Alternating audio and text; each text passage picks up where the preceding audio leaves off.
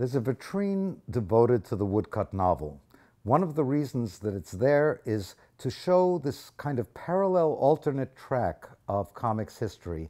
The comics like The Yellow Kid and Happy Hooligan and all of this comes from vaudeville and ultimately from Topfer, of course, but it's a kind of low literature that we're working with in those comics. But then you also have artists who are trained to be artistes with a big A, not cartoonists with a small c, but they were working in a tradition that was, for me, the beginnings of discovering high art. And the woodcut was my first entrance into high art. Amazingly, an American named Lind Ward, whose work was really important to me when I discovered it. His first book, God's Man, came out in 1929 on the eve of the stock market crash, and it became a kind of bestseller. And it was reviewed, and it was like, there's this new thing, the woodcut novel. And to me, it looked kind of like comics, picture stories, which is what comics are really about. At a certain point, I began to echo and imitate and use that vocabulary. I did a comic strip about my mother's suicide called Prisoner on the Hell Planet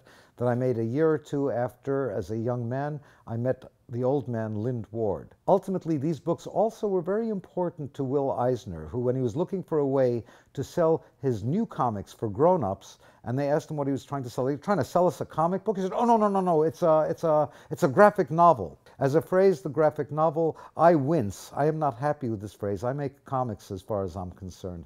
But as a marketing tool, it's fantastic.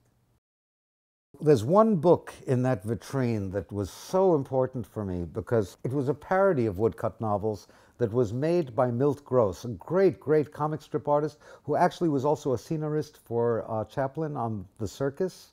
And he made fun of these graphic novels, these woodcut novels, in his own graphic novel called He Done Her Wrong. It's hilarious. It has all of the pace, rhythm, and Topfer-like sign system drawing.